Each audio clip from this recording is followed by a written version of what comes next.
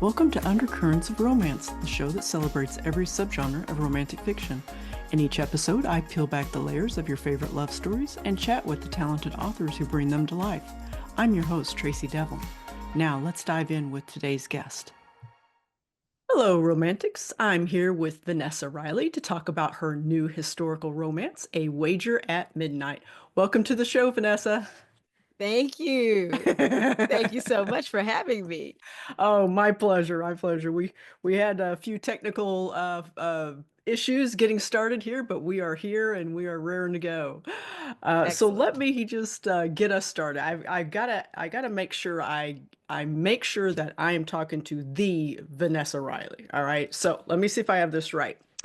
You are an award-winning author. You've written 25 historical fiction and romance novels. You're a historical consultant, a consulting producer on Hallmark's reimagining of Jane Austen's Sense and Sensibility, a former president of Regency Fiction Writers, and if all of that wasn't enough, you hold a doctorate in mechanical engineering. So, my question to you is, Dr. Vanessa, when was the last time you took a full deep breath? Doing a podcast. 'Cause literally that's what I scripted in the script. Yeah. Oh my gosh. I Wow. am a busy beaver and I want to make the most of every minute. And I think I've met so many romance writers who are lawyers who come from these very different technical kind of disciplines. I think an engineer is just naturally suited for this. Yeah, yeah, you betcha. Well, and I guess it's a good kind of busy, right? It's a good busy, so enjoy it while you can. Exactly. All right. Well, of course, we are here to celebrate your newest release, which is part of a trilogy, I believe. Mhm. What can you tell us about this beautifully covered book, A Wager at Midnight? It- This one, okay, so uh, the series, the Never Bet Against the Duke series. In book one, Gamble at Sunset, you meet a duke with pining love for the eldest sister of the Wilcoxes. So there's three sisters, well, sort of 3.5 sisters in the Wilcox family. The eldest is Catherine, and she had this crazy mad love affair with the Duke. He's half Russian, half British. But something happened and they parted and they don't see each other again until the very first book. But the very first book, the second oldest daughter, or second oldest sister, Georgina, is angry because Catherine has messed up everybody's lives because she allegedly didn't marry the Duke.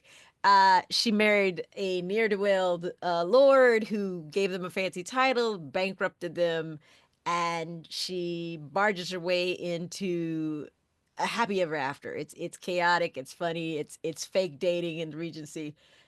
But we also get introduced to Scarlett. Scarlett is the third oldest sister. She is into science. She's seen this disastrous marriage with her older sister. She remembers her father. There is the blood sickness that runs in their family. The blood sickness is an ancient disease. We call it sickle cell anemia. And it's devastating. And so she's seeing this and she's seeing the people that are hurting and she wants to help. So we meet her in book one. She sort of blackmails the Duke at the end of book one to give her leeway to keep going to these medical lessons. And unfortunately, she has to dress as a man in order to go to the medical lessons because As one women does weren't in the allowed. Regencies. So you're gonna get it's a romp. There's some serious moments, some hilarity moments. But Scarlett is our heroine. She is fierce.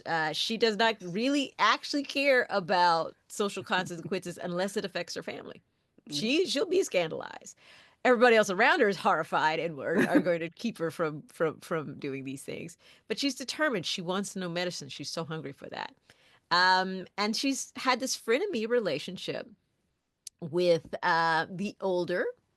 There's slightly an age gap, about 9 years age gap between Stephen Crew. He's a Trinidadian immigrant to London. He's got a burgeoning practice.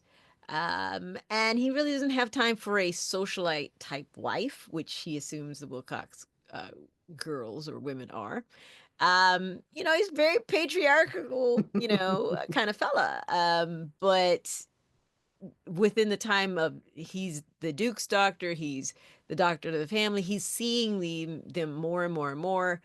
And he and Scarlett have this lovely little banner that keeps getting ratcheted up until he realizes she's not a little girl anymore. And then things happen. Yes, I think I could literally smell the smoke coming out of Scarlett's ears whenever Stephen talked about the virtues of a good wife in one of the earlier chapters there. So I thought that was great. So let's talk about Stephen, and let's orient our viewers and listeners who, like me, might be a little geographically challenged. So you Mhm. said he's from originally from Trinidad, right? So where could we find this country? Trinidad is getting close to the equator. You're not quite there, but you're really close to the equator. Yeah. Britain colonizes Trinidad in about 1797. So at the time of the book, it's like barely 20 years that Trinidad has been a colony. And as you know, at one point they said the sun never set on England or Britain. It's true Mhm. because they Yeah. colonized everywhere. And they tried to conform the various colonies to their way of life. So they wanted it to be very British, and some things stuck and some things didn't. And there's a constant tension in the immigrant quarters when you go to these various places, and it's very similar to what we have today. What do I what am I willing to do to assimilate, Hmm. to get ahead? But how do I still honor my culture? And that is very much the tension that he has. He's very active in the immigrant community, which is somewhat around Cheapside, where the Hmm. good warehouses are. For you Pride and Prejudice fans out there. And there are. What was fun about this book was showing the social pressures on the other side. The aunties, they want to pick out the wife for him. Matter of fact, they have picked out the wife for him, and things didn't work out. And they're very suspicious of people who aren't closely knit in the immigrant society. And so there are lots of funny, fun and some, your aunts can get away with saying some things that you probably want to be able to say. So Indeed. it was a lot of fun writing them. But that's Stephen. He's conflicted on whether he wants to build his practice first and then find a wife, or would a wife really be able to tolerate the hours and the commitments that he has? So he's a good guy, right? He is trying to help people, but he's conflicted on what should he prioritize? What should he do? Hmm. How do I fit in? And then there's always still his chip on his shoulder because back in Trinidad, a doctor, as we both know, is the lower level. That's the surgeon and the people who actually did the work. And then the physician is the one who say, yeah, I will prescribe you this medicine. Yeah. So he starts in the before time, he started out as a surgeon, and now he is a physician. And so, always slightly trying to prove himself, trying to be helpful, but he, Mhm. like Scarlett, sees the need, particularly for the immigrants in London. They need medical care, and he wants to provide it. Yeah. And you touched on this a little bit in your opening about sickle cell anemia, and for those who might not be aware, it's an as of yet incurable disease, correct? And you talked about in the author's note, which I love author's notes, so thank you for including that in there. You talked about your mission to bring, more awareness to this disease. And what would you like to share with us about sickle cell anemia and how you folded it into the story, whatever you're comfortable with sharing there? Oh, absolutely. So it's very personal to me. I have a set of cousins. I had a set of cousins and it literally twins. The eldest son was one of the first funerals I can remember. It's a chronic disease. They go from being quite healthy to all of a sudden a crisis happens, and no one knows exactly why. It's extremely painful, and there are all kind of complications. We know it Mhm. today. It could be stroke. It could be different things for, clogged arteries. I mean, there's so many different things that can happen because the blood cell literally becomes sickled shape and it gets stuck in places it shouldn't. Blindness, it there's so many different things, and it's like this is a disease that goes back to the BC time frame, and Mhm. one wonders why isn't there a cure? The ways to treat it now. There are some new cell genome type therapies that have been successful in a one or two case, but it hasn't gotten widespread support or widespread usage because it's still pretty much manage the symptoms. Let's give Mhm. you more medication until the Mhm. crisis ceases. So when we go back in this particular time frame, we go back to the 1800s. They don't know what it is, but Mhm. they are smart enough to figure out that it's following bloodlines. So if it's identified in your family, you could be ostracized. As the Wilcox family, as we really get into this book, Yeah. they've been ostracized because people know it's in their family. Yeah. So it's something for me personal. And I was able to, it was a couple, when a reader had, son had passed. So part of the dedication is some of my cousins and one reader's son. If anything we can do, I know it's just something, romance writers have hearts really, really big. And if there's anything we can do to shed light on something to alleviate suffering, I want to do it. And Yeah. at the same time, these are real people with lives, full lives. Their disease doesn't define them. They Mhm. are entitled to love and being cherished just like everybody else. And so weaving that into the narrative was something that was very important because I wanted to show their full lives. Yeah.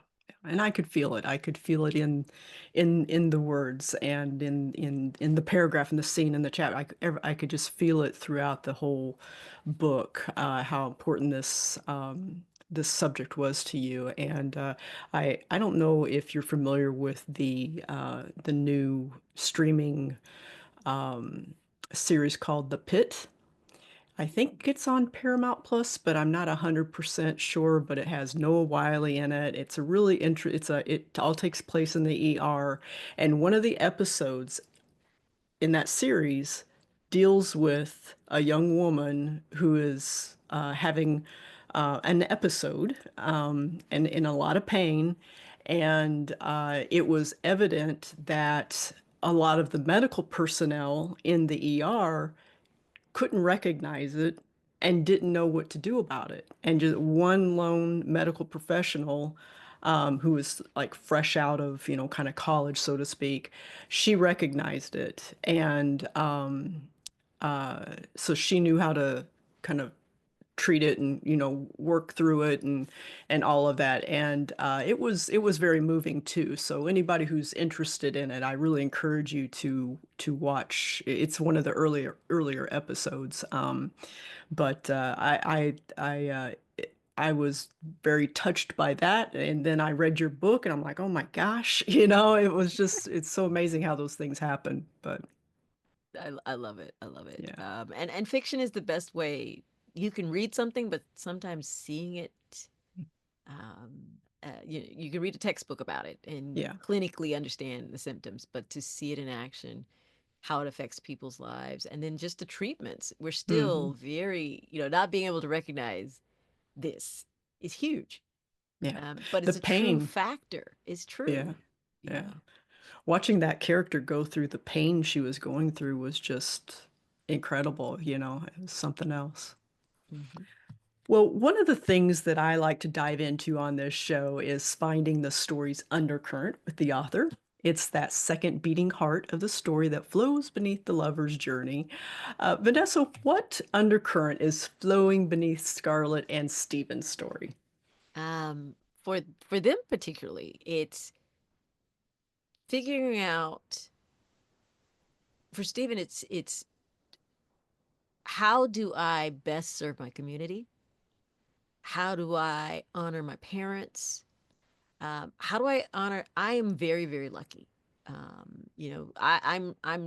Stephen is not a duke, but he's not, he's not a beggar on the streets. He's not Hmm. working in the warehouses. He is a trained, educated man, and he understands that at this point in time, there's between 10 and 20,000 blacks or blackamoors living in London. They're not all wealthy. We're only writing, Hmm. about the elect 1%. Right. Just like, there's only 28 dukes. There may be 10,000 Hmm. books on dukes, but there's only 28 during this time frame. So it's a similar parallel. But he understands how blessed and fortunate. So he wants to do the right thing, but at the same time he's got all these voices in his head. All these voices from society. In his case, it's the immigrant society, which can be as elegant as the Ton. But then he also works with the Ton and members, and so there are times where he's going he has to go. He's been called because like when unusual circumstances happen, his name comes up to come and help. So he's got pressure on every side, and then he has this upstart young woman who doesn't know her place, who's constantly challenging his opinions. She's not ceding to him, and then he realizes, heck, she is actually very, very smart. She's teaching me a few things, and I think Yeah. that's a lovely dynamic. For Scarlett, she's fighting some things from the past. She feels she let down somebody very important when he needed a doctor. Even though she was a child, as often we do, we take on guilt that's not really ours, and it shapes the rest of our lives. And so for Scarlett, she wants to help. She wants to be of service. And spoiler, I'll let you everyone know, the Duke actually has sickle cell. The Duke is part of the Black Russian line and British. This is actually a real line, and Queen Elizabeth is related to them. Queen Elizabeth's uncle was actually related to Ganabal in Russia, so that's why this was like Nice. extra Yeah. catnip to kind of bring him on stage. But he's a brotherly figure. He's one of the few that listens to her. He enables her in a lot of ways.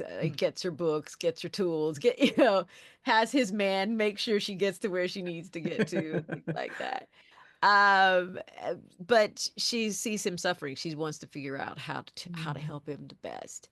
And so there is that.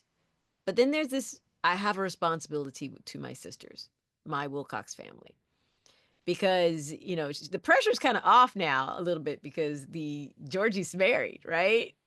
If I screw up, really is only going to affect my little sister, but that's so many years before she's eligible for Yeah. marriage, and kind of things like that. So she's torn, not as much as Stephen, conflicted about what's going on in society, but it's just women are not allowed to be doctors. They're not allowed to Hmm. be physicians. They're not allowed to, literally you couldn't see it. They weren't supposed to see dead bodies Mm. because, oh my Mm. God, Hmm. Yeah. and she's going to lectures where she could see a cadaver, she could see a naked man, and all these different things. And that is so taboo. And then, it will be a scandal if she's caught. And, there's a part of me writing her, she almost wants it, right? She almost wants to get caught. Let people know that this is the links I have to go to in order to Yeah. make a change in the world. Yeah. Yeah. They were a great um kind of an well, not they were opposites, but they weren't. You know what I mean? It's like they had some of the same wants and values and things like that, and then and in some aspects they were very different. And I just love that about these two characters. They were Um, so much fun to write. I bet I could, yeah, I could sense that big time for sure. One of the tropes, obviously, in this book is kind of a frenemies, maybe. I don't know if it gets to the point of enemies, but frenemies to lovers. Yes. What might be some other tropes that readers could look forward to while reading A Wager at Midnight? Some other tropes would be definitely my best friend's little sister, so to speak, because the Duke, he realizes how close Scarlet and the Duke are. There's definitely a Gigi vibe, you know, because I personally love that movie. I do look Yeah, back at that now and kind of like, you know, that's a little cringe now that we look at it. But yeah, in retrospect, these are the natural age gaps. yeah.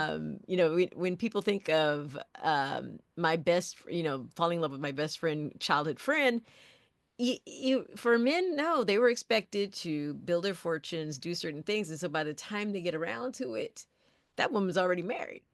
So Yeah. Not waiting around for you. exactly. So there's you know nice between a 7 to 10 to 15 to 40 year gap is common in the Regency time frame. And so you get a little bit of that, and I'm not sure what you call it, but it's that you're this person, all of a sudden, boom, lightning, Yeah. and I Hmm. really see you.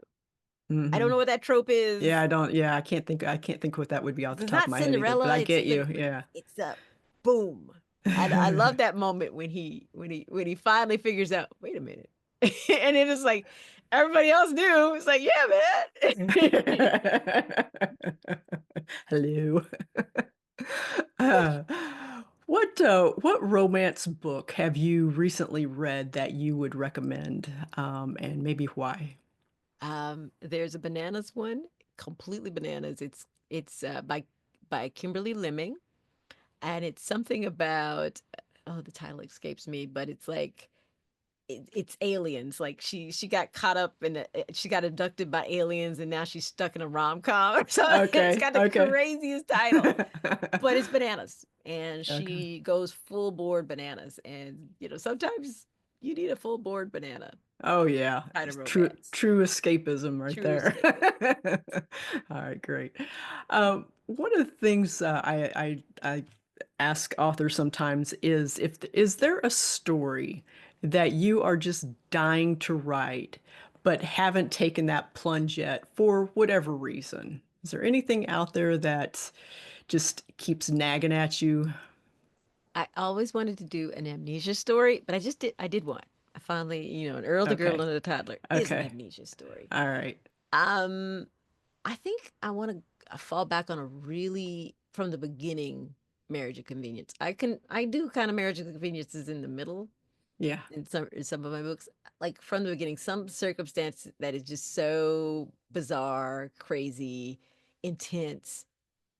That's almost enemies to lovers kind of thing. I okay, would okay. love that intersection or union of sets. Huge Enemies to conflict. lover Yeah. and a marriage of convenience. Yeah. And they're really going at it where like, like what is it? The War of the Roses. I'm trying to remember. I tend to be horrible with titles, but I think Julia Quinn's The Duke and I was something like that, right? I could be wrong. I could be wrong, but That I they that's kind of my best friend's little sister, and they were kind of, they were at the very, very beginning, they're kind of at each other, but then they're working together because they're both trying to keep the marriage marks away from each other, and then okay. falling in love. All And right. then there's a marriage. Then they get, yeah. So you are right. They're yes, yes. Okay. And I'm I like rem from page one, I want to, they're like at the altar, and she's looking at her mother Yeah. like, do I really Yeah. got to do this? Yeah. Yeah, Waiting for there's that moment where I can just bounce, right? yeah, I would I love it. think there's a scene. If I've got the right book, I think there's a scene in the barn where she drops something on his boot. That just cracked me up big time. Anyway, sorry. Back to you. Before we go, can you give us a hint of what's coming up next? Any exciting projects you can talk about or share? Yes, my next historical fiction will be coming in January of 2026. Great. Tentative, currently the title has changed 3 times. Oh, This time it is Fire, Sword, and Sea. wow. Love that. That's So great. That's great. it's going to be an epic saga. I think people are going to like that. Can we get an era? 1600s, Okay. All right. and might be some pirates. Sword, yeah, yeah, yeah. I'm Yeah, getting it. I'm yeah, getting yeah, yeah, it. I'm yeah. feeling it. Mhm. All right. Well, folks, when this episode airs, A Wager at Midnight will be out. So be sure to order your copy today. You can find out more about Vanessa and her busy life at vanessariley.com. Vanessa, what social media outlets are you the most active on? I am most active on Instagram and Threads, and they're totally different. So Yeah. Instagram's the pretty, and Threads Yeah. is a hot mess. And I would love more excitement over on Substack. Substack is I am loving it. There are all kind of conversations happening on Substack. Okay.